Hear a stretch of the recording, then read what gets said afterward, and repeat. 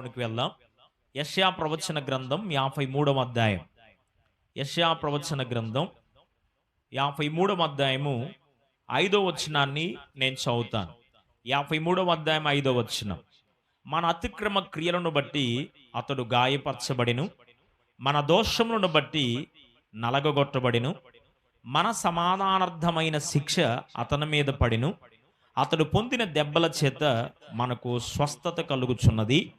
మనమందరము గొర్రెల వలె త్రోవ తప్పిపోతుమి, మనలో ప్రతి వాడు తనకిష్టమైన త్రోవను తొలగెను.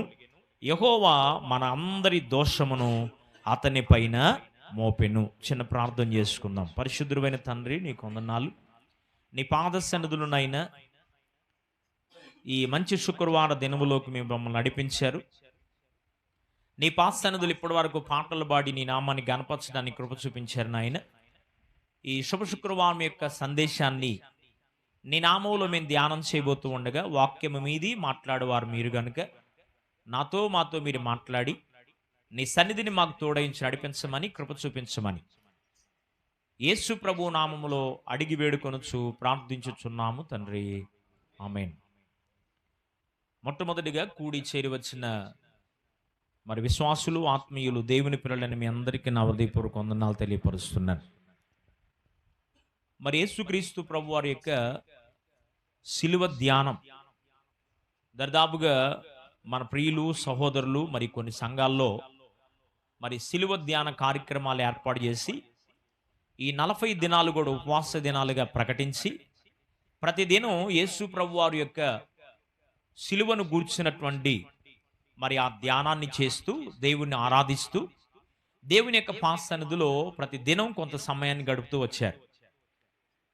మరి ప్రతి సంవత్సరంలో ప్రతి ఒక్కొక్క రోజు సోమవారం కానీ, మంగళవారం కానీ, శుక్రవారం కానీ, ఆదివారం కానీ సంవత్సరానికి మరి 52 వారాలు వస్తాయి. మరి 52 వారాల్లో కూడా అతి ప్రాముఖ్యమైనటువంటి వారం ఈ శుభ శుక్రవారం. ఎందుకు దీన్ని మంచి శుక్రవారం అన్నారు అంటే, యేసుక్రీస్తు ప్రభువారు మానవాళి అందరి యొక్క పాప పరిహారార్థమై ఎవరు బలవంతంగా తనను చంపలేదు, ఎవరు తన ప్రాణాన్ని బలవంతంగా అర్పించమని బలవంతం చేయలేదు. కానీ యేసు ప్రభువారే తన విలువైన అమూల్యమైనటువంటి తన ప్రాణాన్ని మానవాళ్ళందరి పాపము కొరకు, ఒక మానవుని కోసం కాదు, ఒక జాతి కోసం కాదు, ఒక వర్గం కోసం కాదు, కానీ మానవునిగా పుట్టిన ప్రతి వాని పాపములో నుండి పరిహారాన్ని కలుగు చేయడానికి ఈ శుభ శుక్రవారం దినాన లేక మంచి శుక్రవారం దినాన యేసుక్రీస్తు ప్రభువారు తనను తాను శిలువకు అప్పగించుకున్నాడు. యేసు ప్రభువారి యొక్క మరి ఈ శిలువ త్యాగములో ప్రతీది కూడా ఆయన జన్మించడం మొదలుకొని ఆయన తనకు తానుగా తన ప్రాణాన్ని శిలువకు అప్పగించబడే ఈ రోజు వరకు ప్రతీది లేఖన నెరవేర్పులోనే జరిగింది. ఆయన గురించి ముందుగా చెప్పబడినటువంటి ప్రతి ప్రవచనం, ఆయన గురించి లేఖనాల్లో ముందుగా రాయబడినటువంటి ప్రతి ప్రవచన నెరవేర్పు కొరకు యేసుక్రీస్తు ప్రభువారు తన విలువైన ప్రాణాన్ని త్యాగము చేస్తూ వచ్చారు. యేసు ప్రభువారు మరి భయంకరమైనటువంటి శ్రమలు ఆయన అనుభవిస్తూ వచ్చాడు. ఒక శ్రమ, 2 శ్రమలు కాదు. ఆయన శరీరం అంతయు 5480 గాయాలు అయినాయి అంట. ఒక గాయం, 2 గాయాలు కాదు. ఎన్ని గాయాలు? 5480 గాయాలు. వాస్తవానికి యేసు ప్రభువులో ఏమన్నా దోషం ఉందా, ఏమన్నా పాపం ఉందా అంటే, యేసు ప్రభు వారే సజీవుడిగా ఈ దినములో మరి ఈ లోకములో ఉన్నటువంటి దినాల్లో ఆయన జ్ఞాపకం చేస్తూ వచ్చాడు. నాలో పాపం ఉన్నదని ఎవడైనా నిరూపించగలడా, స్థాపించగలడా అంటే, ఆయన ఉన్న రోజుల్లో కానీ, ఆయన చనిపోయి మరణాన్ని జయించి తిరిగి లేచి పరలోకానికి వెళ్ళి మరలా తిరిగి రానయ్యున్న దినాల్లో మనం ఉన్నాం. ఇప్పటి వరకు కూడా యేసు ప్రభువులో పాపం ఉంది అని ఒక్కడు కూడా నిరూపించలేకపోయాడు. దేవునికి స్తోత్రం చేద్దాం. హల్లెలూయా. నిరూపించడానికి కొరకే ప్రయత్నం చేసినటువంటి భక్తులు, పండితులు, శాస్త్రవేత్తలు, ఎంతో మంది జ్ఞానము కలిగినటువంటి వారు యేసు ప్రభులో పాపం ఉంది, ఆయనలో పాపం ఉందని నేరాస్థాపన చేయడానికి కొరకే ప్రయత్నము చేసిన వారు కూడా మార్చబడి ప్రభువును అంగీకరించి ప్రభు కుమారులుగా, కుమార్తెలుగా తీర్చబడి దేవుని సేవ చేస్తున్నటువంటి ప్రియులు ఎంతో మందిని మనం జ్ఞాపకం చేసుకోవచ్చు. అయితే యేసుక్రీస్తు ప్రభువారు చాలా మంది అంటారు ఆయన దేవుడు కదా, దేవుడై ఉండి మరి ఇంత బాధపడాల్సిన అవసరం ఏముంది, ఒక్క మాటతో సృష్టిని కలుగు చేశారని మీరే చెప్తున్నారు కదా, మరి ఈ శ్రమలన్నీ లేకుండా మానవాళి యొక్క పాపం అంతటిని పరిహరించవచ్చు కదా అని చాలా మంది తెలియకో తెలుసో మాట్లాడుతున్న వారు ఉన్నారు.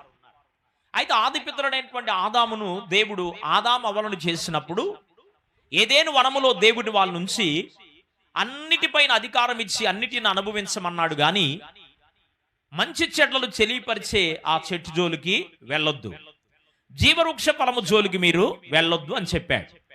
అయితే దేవుని వాక్యములో యాకోబు పత్రికలు అంటాడు ఆజ్ఞ, యోహాను రాసినటువంటి మొదటి పత్రికలో 3వ అధ్యాయంలో అంటాడు ఆజ్ఞ అతిక్రమమే పాపం. ఆజ్ఞను అతిక్రమించాడు, ఆజ్ఞను అతిక్రమించడం వలన మానవుని జీవితంలో పాపం వచ్చింది, పాపం వలన మరణాన్ని మానవుడు తెచ్చుకున్నాడు.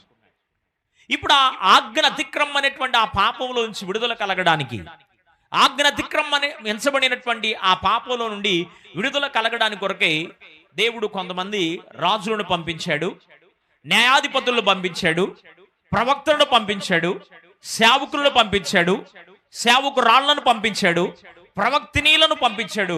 అయినా వారిలో పెద్ద మార్పు కలగలేదు. పాత నిబంధన గ్రంథములు మనం చూస్తే మానవుని యొక్క పాపం పరిహరించబడ్డానికి కొరకై మానవులు దేవునికి అర్పించవలసినటువంటి 5 రకాలైనటువంటి బలులను మరి దేవుడు ప్రవేశపెట్టాడు. బలి ద్వారా అయినా వారి యొక్క పాపాల నుంచి విడుదల పొందుతారేమో. బలి అర్పించడం ద్వారా పేదవాడు అర్పించవలసినటువంటి బలి, కొద్దిగా గనుడైనటువంటి వారు అర్పించవలసినటువంటి బలును కూడా దేవుడు మరి పాత నిబంధన గ్రంథంలో చెప్తూ వచ్చాడు కానీ పాత నిబంధన గ్రంథము ద్వారా చెప్పబడినటువంటి బలులైతే అర్పిస్తూ వచ్చారు కానీ మానవుని యొక్క పాపములో మరి పరిపూర్ణమైనటువంటి విడుదలయ్యే మానవునికి కలగడం చూడలేకపోయాడు. అందుకని యేసుక్రీస్తు ప్రభువారు మరి తండ్రి అయినటువంటి దేవుడు తన ఏకైక కుమారుడైన యేసుక్రీస్తు ప్రభువారిని నరావతారిగా ఈ లోకానికి పంపించాడు. దేవునికి స్తోత్రం చేద్దాం. హల్లెలూయా. దేవుని మానవుని సృష్టికి ముందు దేవదూతల సృష్టి ఉంది. దేవుని దూతలందరూ కూడా యెహోవా దేవుని అడిగారంట, తండ్రిని అడిగారు, ఏమనయ్యా అంటే నిన్ను మేము చూడాలి అని ఆశపడుతున్నాం అని అడిగినప్పుడు నన్ను మీరు చూడలేదు, ఎందుకు చూడలేరు అంటే ఆయన ఎవరు అంటే అగ్ని వంటి వాడు అని రాయబడి ఉంది. ఆయన ఎవరు అంటే సమీపింపరాని తేజస్సులో నివసించే దేవుడు. సమీపింపరాని తేజస్సులో నివసించేటువంటి ఆ జీవము కలిగిన దేవుని చూడాలి అంటే, ఆయన్ని సమీపించాలి అంటే గడ్డి పరగలాంటి మానవుడు, గడ్డి పువ్వు లాంటి మానవుడు ఆ దేవదేవుని సమీపించడానికి అవకాశం ఉందా అంటే అవకాశం లేదు. అందుకనే దేవుని దూతలు అడిగారు, అయ్యా నిన్ను చూడాలని మేము అనుకుంటున్నాం, ఎలాగ చూడాలి అంటే అప్పుడు ప్రభు చెప్పినటువంటి ఉన్నతమైనటువంటి మాట, నేను మరలా నరావతారిగా వచ్చే దినాలు ఉన్నాయి, అప్పుడు మీరు నన్ను చూద్దురు గాని అన్నాడు. దేవునికి స్తోత్రం చేద్దాం. హల్లెలూయా. నరావతారిగా సమయం రానే వచ్చింది. ఎంతో మందిని ఎందరినో పంపించాడు కానీ మానవుని యొక్క బలి అర్పణ అనేటువంటి ఆ క్రమాన్ని తీసుకొచ్చిన బలుల ద్వారా కూడా మానవుడు పాపాన్ని పరిహరించుకోలేకపోయాడు. దానిని బట్టి మానవుని జీవితాన్ని మరి ఒక మనుష్యుని ద్వారా, ఆదాము ద్వారా పాపం ఈ లోకములోనికి వచ్చింది కనుక అదే నరావతారిగా యేసుక్రీస్తు ప్రభువారిని లోకానికి పంపించి నరావతారం ఎత్తినటువంటి యేసు ప్రభువారి ద్వారా మానవుని యొక్క పాపము నుండి పరిహారాన్ని కలుగు చేయడానికి కొరకై యేసు ప్రభువారిని తండ్రి అయిన దేవుడు ఈ లోకానికి పంపించాడు. దేవునికి మహిమ కలుగునుగా. హల్లెలూయా. ఎందుకొరకు ఈ మాటలు మీకు జ్ఞాపకం చేస్తూ ఉన్నానంటే, యేసు ప్రభువారు సంపూర్ణమైన దైవత్వాన్ని కలిగినటువంటి దేవుడు. ఎవరంట ఆయన? సంపూర్ణ దేవుడు. అలాగే సంపూర్ణమైన మానవుడుగా కూడా ఆయన ఉన్నాడు. సంపూర్ణమైన మానవుడు, సంపూర్ణమైన దేవుడు. నేను ఊరకనే చెప్పట్లేదు, లేఖన ఆధారంగా ఇప్పుడు రెఫరెన్సులు చూపిస్తా, మరి మీకు జ్ఞాపకం చేస్తే సమయం అయిపోయింది కనుక రెఫరెన్సులు చెప్పవలసినటువంటి వాటికి చెప్తాను, మిగిలినది చరిత్ర అవుట్లైన్స్లో మీకు జ్ఞాపకం చేస్తున్నాను. ఈయన ఎవరు అంటే దేవుడై ఉన్నాడు కదా, ఆయన రక్షించుకొని మమ్మల్ని కూడా రక్షించవచ్చు కదా అని చాలా మంది అంటున్నారు. వాస్తవానికి యేసుక్రీస్తు ప్రభువారు ఆయన సంపూర్ణ దేవుడిగా శిక్షను అనుభవించలేదండి, సంపూర్ణ మానవునిగా శిక్ష అనుభవించాడు. సంపూర్ణమైన మానవుడు, సంపూర్ణమైనటువంటి మానవుడిగా శిక్షను అనుభవించాడు అని ఏ విధంగా చెప్పగలను అంటే, యేసుక్రీస్తు ప్రభువారు శరీరధారికి ఈ లోకములో ఉన్న దినాల్లో ఆయనకు ఆకలైన సందర్భాలు ఉన్నాయి లేవా? ఆయన ఏడ్చిన సందర్భాలు ఉన్నాయి. తన ప్రియ స్నేహితుడైన లాజరు చనిపోయినప్పుడు యేసు ప్రభువారు వాడితో కూడా కలిసి కన్నీళ్లు విడిచెను అని రాయబడింది. యేసుక్రీస్తు ప్రభువారు కోపపడిన సందర్భాలు ఉన్నాయి, లేవా?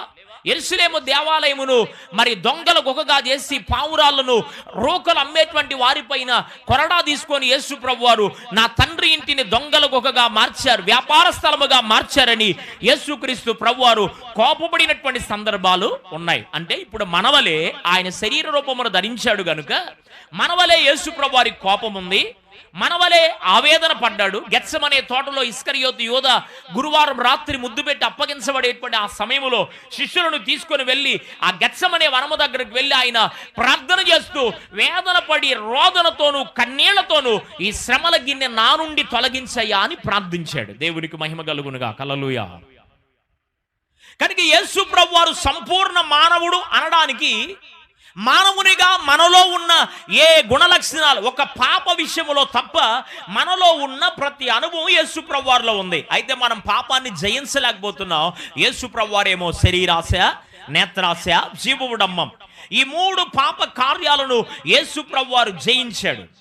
యేసు ప్రభువారిని పోలి తామర వృక్షాన్ని గురించి చెప్తూ ఉంటారు భక్తులు. ఎందుకో తెలుసా? తామర చెట్టు నీటిలోనే పుట్టిద్ది, నీటిలోనే పెరిగిద్ది, నీటిలోనే ఆహారం తీసుకుంటుంది, నీటిలో నుండే తన జీవితం ముగించబడిద్ది. కానీ నీటి చుక్క తన ఆకుపైన పడిన ఆ నీటి చుక్కను ఏ మాత్రము నిలవలేదు.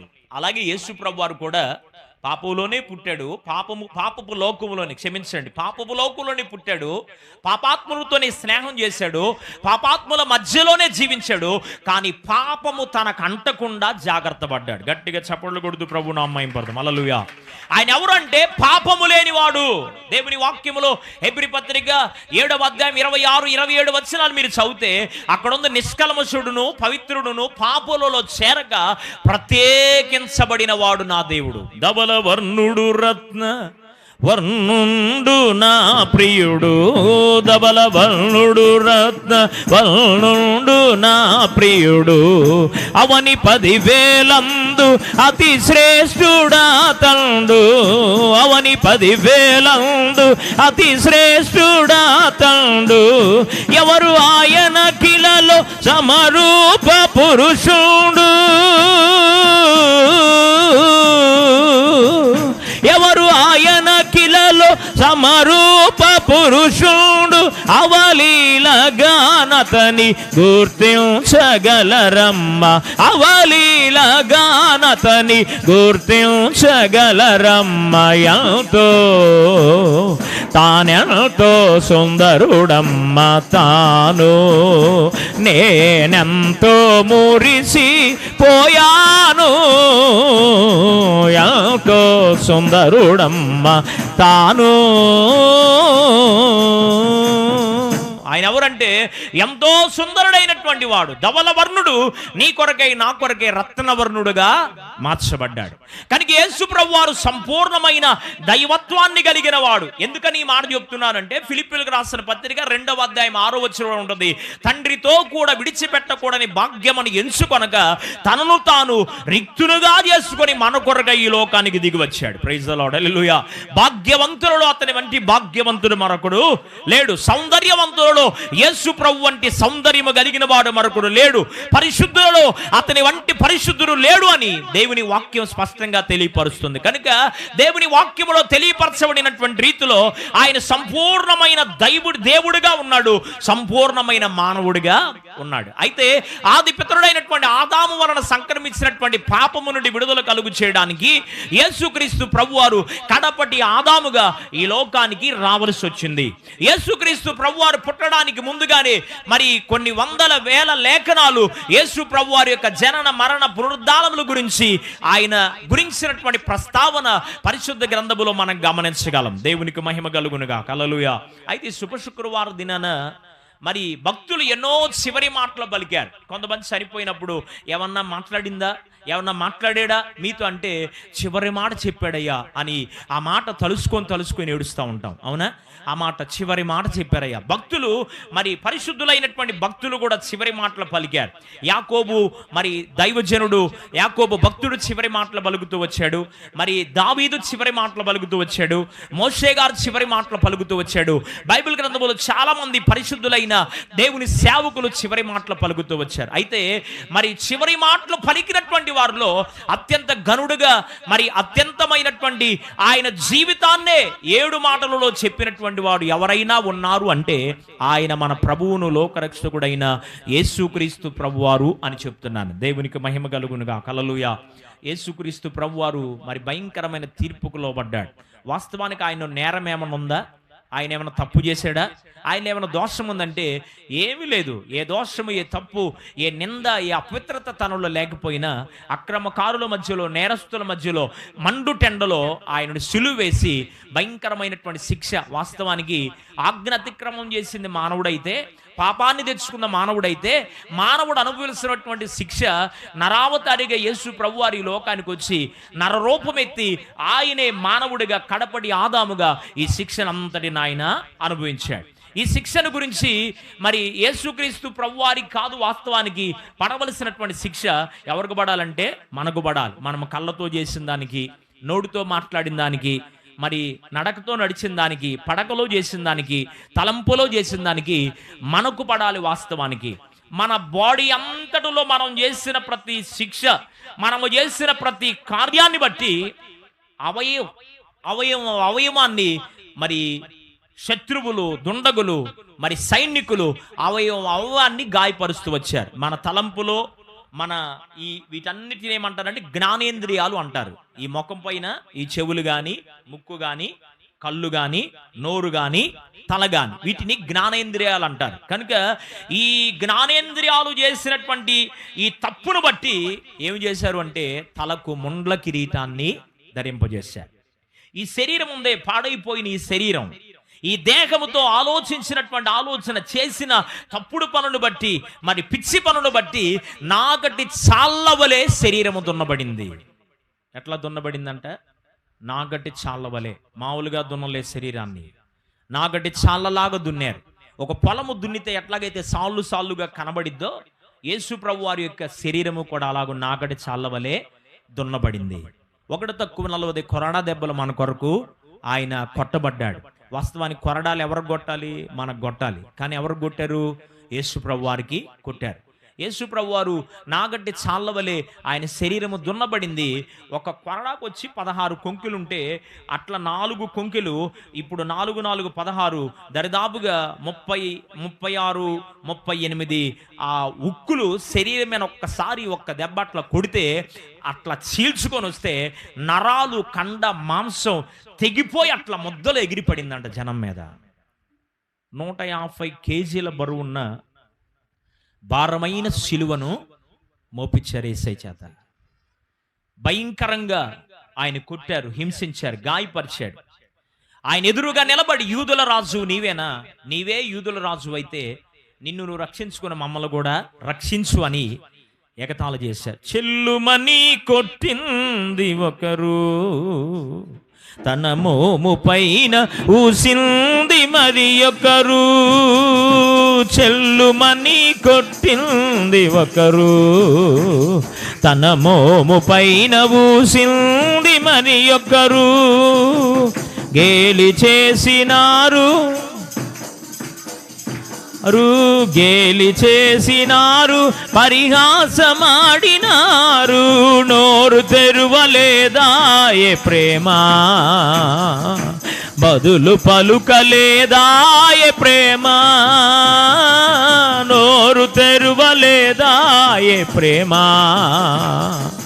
బదులు పలుకలేదాయే ప్రేమ.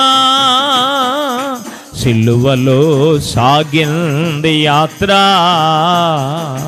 కరుణామయుని దయగల పాత్ర. సిలువలో సాగింది యాత్ర, కరుణామయుని దయగల పాత్ర. ఇది ఎవరి కోసమో,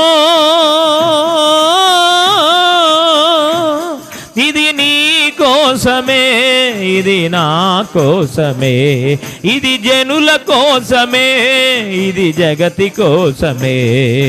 సిలువలో సాగింది యాత్ర, కరుణామయుని దయగల పాత్ర. నాగడి చాళ్ళవలే శరీరము దున్నబడింది. మనము చేతులతో చేసిన పాపం, కాళ్ళతో చేసిన పాపాన్ని బట్టి 7-8 అంగుళాల మేకులు ఆయన కాళ్ళల్లో చేతుల్లో గుచ్చబడ్డాయి. మనం పడకలో చేసినటువంటి పాపాన్ని బట్టి, అవిధేయతను బట్టి ప్రక్కలో బల్లెపు పోటుతో ఆయన్ని పొడిచారు. మన కొరకాయ ఆయన ప్రాణాన్ని దారబోసాడు. ఒక్క నెత్తురు చుక్క కూడా ఆయన శరీరంలో లేదు. ఒక నీటి బిందువు కూడా, ఒకవేళ నీరైనా చెమ్మైనా వచ్చిద్దేమంటే ఒక నీటి చుక్క కూడా యేసు ప్రభు వారి శరీరములో నుండి కనబడలా. నిలువెల్ల మన కొరకు దారబోసిన వాడు ఎవరు అంటే యేసు ప్రభు వారు. భయంకరమైనటువంటి శిక్ష నీ కొరకై నా కొరకు ఆయన అనుభవించాడు.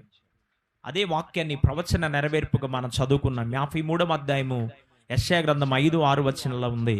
అతడు మన అతిక్రమ క్రియలను బట్టి గాయపరచబడ్డాడు, అతడు నల్లగొట్టబడ్డాడు. మనం అనుభవించవలసినటువంటి శిక్ష ఎవరిపైన పడింది? యేసయ్య పైన పడింది. అంత శిక్షను అనుభవించి ఆయన శిలువ ద్వారా, ఆయన శిలువ రక్తము ద్వారా మనకు దేవుడు ఏ ఆశీర్వాదాన్ని ఇచ్చాడు, ఏ విలువను దేవుడిచ్చాడో 1-2 మాటలు మీకు పరిచయం చేయడానికి ఆశపడుతున్నాను. శిలువలో జరిగినటువంటి కార్యము ద్వారా, యేసు ప్రభువారి యొక్క అమూల్యమైన రక్తము ఆయన చిందించడం ద్వారా మానవుని జీవితానికి ఏమి ఆయన అనుగ్రహించాడో 1-2 మాటలు నేను మీకు జ్ఞాపకం చేస్తాను. రండి, యేసుక్రీస్తు ప్రభువారి రక్తమును ఆయన దారబోయడం ద్వారా మనకు దేవుడిచ్చిన ఆశీర్వాదాలు ఏంటో, దేవుడిచ్చిన మరి దీవెన ఏంటో జ్ఞాపకం చేస్తాను. అపోస్తలుడైన పౌలు ఎఫెసీయులకు రాసిన పత్రిక, అపోస్తలుడైన పౌలు ఎఫెసీయులకు రాసిన పత్రిక 1వ అధ్యాయం 7వ వచనం. 1వ అధ్యాయము 7వ వచనం. దేవుని కృపా మహిమైశ్వర్యమును బట్టి ఆ ప్రియుని యందు ఆయన రక్తము వలన మనకు విమోచనము, అనగా మన అపరాధములకు క్షమాపణ మనకు కలిగి ఉన్నది అన్నాడు భక్తుడు. సిలువలో యేసు ప్రభువారు కార్చిన అమూల్యమైన రక్తము ద్వారా సర్వమానవాళికి కలుగుతున్నటువంటి ఓ గొప్ప ఆశీర్వాదం, ఓ గొప్ప దీవెన ఏంటి అంటే విమోచనను దేవుడు మనకి కలుగు చేశాడు. రెడెంప్షన్ ఏమిచ్చాడంట? విమోచన దేవుడు మనకిచ్చాడు. పాపము నుండి విమోచన, శాపము నుండి విమోచన, రోగము నుండి విమోచన, దురాత్మ శక్తుల నుండి విమోచన, పాపం అనేటువంటి బంధకాల్లో నుండి విమోచనను లేక విడుదలను దేవుడు కలుగు చేశాడు. 2వ మాట చూద్దాం. ఎఫెసీ పత్రిక 1వ అధ్యాయం 6వ వచనం మనం చూస్తే, యేసు ప్రభువారు రక్తము చిందించడం ద్వారా మనలను ఆయన నిర్దోషులుగా మార్చాడు. ఎలా మార్చాడంట? నిర్దోషులుగా మార్చాడు. వాస్తవానికి మనం ఎవరు అంటే దోషులం, శిక్షణ పొందడానికి అనుకూలం. తప్పు చేసింది మనమే, అపవిత్రత చేసింది మనమే, దేవునికి దూరస్తులుగా ఉంది మనమే. కానీ మనం అనుభవించవలసినటువంటి శిక్ష యేసు ప్రభువారు భరించి ఆయన శిలువ త్యాగము ద్వారా, ఆయన శిలువలో కార్చిన అమూల్యమైన రక్తము ద్వారా మనల్ని ఏం చేశారంటే నిర్దోషులుగా ప్రభువు మార్చాడు. దేవునికి స్తోత్రం చేద్దాం. హల్లెలూయా. 1 యోహాను పత్రిక 1వ అధ్యాయం 7వ వచనం మనం చదివితే, 1 యోహాను పత్రిక 1వ అధ్యాయము 7వ వచనాన్ని మనం చదివితే, అయితే ఆయన వెలుగులో ఉన్న ప్రకారము మనమును వెలుగులో నడిచిన ఎడల మనము అన్యోన్య సహవాసము గలవారమై ఉందుము. అప్పుడు ఆయన కుమారుడైన యేసు రక్తము ప్రతి పాపము నుండి మనలను పవిత్రులుగా చేయును. దేవునికి మహిమ కలుగునుగా. హల్లెలూయా. యేసు ప్రభువారు సిలువలో ఆయన అమూల్యమైనటువంటి రక్తాన్ని చిందించడం ద్వారా నెంబర్ 1 విమోచన దేవుడిచ్చాడు. దోషులమైన మనల్ని నిర్దోషులుగా మార్చాడు. 3వదిగా పవిత్రమైన పరిశుద్ధమైన జీవితాన్ని మనకు కలుగు చేశాడు. 4వ మాట చెప్తాను. కొలసీలకు రాసిన పత్రిక 1వ అధ్యాయం, కొలసీలకు రాసిన పత్రిక మొదటి అధ్యాయము 20వ వచనం. అక్కడ రాయబడుతూ ఉంది, సమాధానాన్ని దేవుడు మనకి అనుగ్రహించాడు. తండ్రితో పాపము చేయడం వలన మానవుడు ఏం కోల్పోయాడు?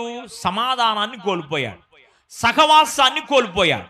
సమాధానాన్ని కోల్పోయినటువంటి మానవుని జీవితానికి దేవుడు ఏమిచ్చాడు? కొలసీలకు రాసిన పత్రిక మొదటి అధ్యాయం 20వ వచనంలో సమాధానాన్ని దేవుడు కలుగు చేశాడు. అందుకని ఇందాక మనం పాడాం, సమాధాన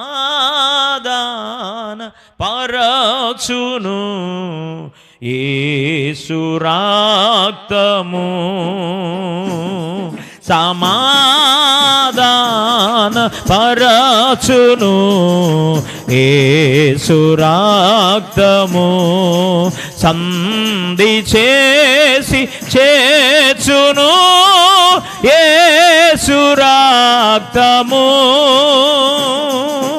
సంధి చేసి చేర్చును యేసు రక్తము, యేసు రక్తము, ప్రభు యేసు తము ఐక్యపరచును తండ్రితో యేసు రక్తము, ఐక్యపరచును తండ్రితో యేసు రక్తము, సిల్వలో నాకై కాచెను యేసు రక్తము. సిలువలో యేసు ప్రభువారు తన ప్రాణాన్ని త్యాగము చేసి ఆయన రక్తాన్ని మన కొరకై చిందించడం ద్వారా మనకిచ్చిన మరొక ఆశీర్వాదం ఏంటంటే సమాధానాన్ని దేవుడు మనకి అనుగ్రహించాడు. ఎఫెసీ పత్రిక 2వ అధ్యాయం 13వ వాక్యం. ఎఫెసీ పత్రిక 2వ అధ్యాయము 13వ వాక్యములో మనము జ్ఞాపకం చేసుకుంటే అక్కడ ఉంది, యేసు ప్రభువారు తన అమూల్యమైన రక్తాన్ని చిందించడం ద్వారా, ప్రాణ విమోచన ధనముగా ఆయన క్రయధనముగా ఆయన రక్తాన్ని చిందించడం ద్వారా మనకేమిచ్చాడు దేవుడు అంటే ఆయన దగ్గరకు మనల్ని చేర్చుకున్నాడు. పూర్వం మనం ఎలాగున్నాం? దూరస్తులమైన మనల్ని అన్నాడు వాక్యంలో. పత్రికల్లో అపోస్తలుడైన పౌలు గారు రాస్తూ అంటాడు, మనం ఇంకనూ దూరస్తులమై ఉండగా అన్నాడు. ఎట్లాగున్నామంటే మనం దూరస్తులుగా ఉన్నాం. ఇప్పుడు ఎవరూ సమీపింపలేని తేజస్సులు నివసించేటువంటి ఆ జీవము కలిగిన దేవుని యొక్క పాద సన్నిధిలోనికి ధైర్యముగా రావడానికి, అబ్బా తండ్రి నాయన అయ్యా అని మనం పిలవడానికి మనకు ఆయనకు మధ్యున్న నడి మధ్యలో ఉన్నటువంటి తెరను చింపేశాడు, అడ్డుబండను తొలగించాడు. ఇప్పుడు మనం డైరెక్ట్గా ఎవరి దగ్గరికి వెళ్ళొచ్చు? జీవము కలిగిన దేవునితో మాట్లాడడానికి, దేవుని దగ్గరకు సమీపించడానికి మనకు అవకాశాన్ని కలుగు చేసిన వాడు యేసు ప్రభువారు. దేవునికి మహిమ కలుగునుగా. హల్లెలూయా. ఇప్పుడు మనకు ఆయన ఏమిచ్చాడు అంటే యేసు ప్రభువారు ఆయన రక్తాన్ని చిందించడం ద్వారా మనల్ని దేవుని దగ్గరకు చేర్చాడు. ఆయన యొద్దకు రావడానికి, ఆయనను సమీపించడానికి, ఆయన దగ్గరకు మనం అనుకూలంగా రావడానికి, సమీపింపరాని తేజస్సులో నివసించే ఆ జీవము కలిగిన దేవుని దగ్గరకు మనం రావడానికి మార్గముగా యేసు ప్రభువారు మార్చబడ్డాడు. Praise the lord. హల్లెలూయా. చివరికి ఒక మాట చెప్పి నేను ముగిస్తాను. దేవుని వాక్యంలో ప్రకటన గ్రంథం 12వ అధ్యాయము 11వ వచనం. ప్రకటన గ్రంథం 12వ అధ్యాయము 11వ వచనం ఉంది, యేసు ప్రభువారి యొక్క రక్తము ద్వారా ఆయన మనకేం అనుగ్రహించాడు అంటే జయమును దేవుడు అనుగ్రహించాడు. ఏమిచ్చాడంట? ఒకసారి చదువు మాట చదువు. వారు గొర్రె పిల్ల రక్తమును బట్టి తామిచ్చిన సాక్ష్యమును బట్టి వారిని జయించి ఉన్నారు గాని అన్నాడు. అంటే యోహాను సువార్తలో భక్తుడైనటువంటి యోహాను గారు రాస్తూ అంటాడు, ఇదిగో లోక పాపములను మోసుకొని పోవు దేవుని గొర్రెపిల్ల. ఎవరా గొర్రెపిల్ల? యేసు ప్రభువారే. గొర్రెపిల్ల రక్తము చేత విమోచించబడి కడగబడినటువంటి వారికి దేవుడు ఏమిస్తున్నాడు అంటే అన్నిటిలో జయాన్ని దేవుడిస్తున్నాడు. దేవునికి మహిమ కలుగునుగా. హల్లెలూయా. యేసు ప్రభువారు తన అమూల్యమైన రక్తాన్ని సర్వమానవాళి కొరకు చిందించడం ద్వారా మానవుల జీవితంలో ఏ విషయంలో జయము లేదో ఆ విషయాలలో దేవుడు మనకేమిచ్చారంటే జయమును దేవుడు అనుగ్రహిస్తున్నాడు. ఇంకా చెప్పుకోవడానికి చాలా ఉంది. మరి 7 మాటలు ధ్యానమును ప్రారంభించవలసిన సమయం అయింది కనుక ఈ మంచి శుక్రవార దినాన ప్రభునామములో ప్రేమపూర్వకంగా నా 2 చేతులెత్తి మీకు వందనాలు చెప్తూ బ్రతిమలాడుతూ చెప్తున్న మాట ఏంటంటే ఎన్నో గుడ్ ఫ్రైడేలు. ఇప్పుడు నా వయసు ఎంతో అన్ని గుడ్ ఫ్రైడేలు ఊహ తెలిసిన కాడ నుంచి, నాకు ఊహ వచ్చిన కాడ నుంచి 5వ సంవత్సరంలో ఊహ వచ్చింది, తెలుస్తుంది మంచిగా చెడు అనేది. 5వ సంవత్సరం నుండి ఇప్పటి వరకు నా వయసు ఎంతో, కూర్చున్నటువంటి మీ వయసు ఎంతో, అన్ని గుడ్ ఫ్రైడేలు చూసి ఉంటాం. చూసాము చూడలేదా? దాటి వెళ్ళిపోయినాయి. ఈ శుభ శుక్రవార దినమునైనా ఇంకా ప్రభువుకు దూరంగా నీవు ఉన్నావేమో, ప్రభువుని సొంత రక్షకుడిగా అంగీకరించకుండా ఒకవేళ నీవు ఉన్నావేమో, బ్రతిమలాడుతూ అవసరమైతే మీ కాళ్ళు పట్టుకొని బ్రతిమలాడుతూ ఏం చెప్తున్నానంటే, యేసు ప్రభు వారిని నమ్మండి, యేసు ప్రభు వారిని అంగీకరించండి, యేసు ప్రభు వారిని సొంత రక్షకునిగా మీ హృదయంలోనికి చేర్చుకోండి. నమ్మి బాప్తిసం పొందండి, రక్షించబడతాడు. నమ్మని వానికి శిక్ష విధించబడింది. యేసు ప్రభు వారి ఈ శిలువ త్యాగాన్ని చేసిన కారణం ఏంటో తెలుసా? చీకటిలో ఉన్న మనల్ని వెలుగులోకి నడిపించడానికి. మరణమనే నరకములో అంధకారములో పడిపోతున్న మనల్ని మరణమనేటువంటి పరిస్థితుల నుండి, నరకమనే పరిస్థితుల నుండి పరలోకానికి దేవుడు మనల్ని చేర్చడానికి, జీవపు వెలుగా ఆశ్చర్యకరమైన తన వెలుగులోకి మనల్ని దేవుడు పిలుస్తూ ఉండగా, ఇంకా ఒకవేళ ప్రభువుకు దూరంగా ఉన్నావేమో, యేసు ప్రభువుని నోడుతూ ఒప్పుకొని హృదయమందు విశ్వసించి పశ్చాత్తాపడి మారు మనసు పొంది నమ్మి బాప్తిసం పొందడానికి కొరకే ఈ మంచి శుక్రవార దినాన ప్రభు సేవకునిగా ప్రేమతో వాక్యాన్ని వింటున్న మిమ్మల్ని అందరినీ ప్రేమతో ఆహ్వానిస్తున్నాను. ఒకవేళ ఇంకా ఎవరైనా నేను రక్షించబడ్డానయ్యా, ప్రభు మార్గంలో నేను ఉన్నానంటే, యేసు యొక్క శిలువ త్యాగములో యేసు ప్రభువారు మన మధ్యలో సహోదర సహోదరులు మరి 7 శ్రేష్టమైన చివరి మాటలు యేసు ప్రభువారి యొక్క జీవిత చరిత్రలో ఆయన అనుభవించినటువంటి అనుభవాన్ని, మనం నేర్చుకోవాల్సినటువంటి అనుభవాన్ని తెలియపరిచిన 7 మాటల ధ్యానాన్ని మనం చేయబోతున్నాం. యేసు ప్రభువారి యొక్క మరి సిలువలో పలికినటువంటి 7 ప్రాముఖ్యమైనటువంటి మాటల్లో ఉన్న సారాంశాన్ని ఒకవేళ అర్థం చేసుకున్నావో, అపార్థం చేసుకొని జీవిస్తున్నావో, మళ్ళీ మనం పశ్చాత్తాపడుతూ ప్రభు మార్గములో నమ్మిన నీవు యథార్థమైన మార్గములో ఆయన శిలువ త్యాగాన్ని జ్ఞాపకం చేసుకుంటూ ముందుకు సాగుతూ పరలోక రాజ్య వారసుడిగా వారసురాలు ఉండాలని బ్రతిమలాడుతూ చెప్తున్నాను.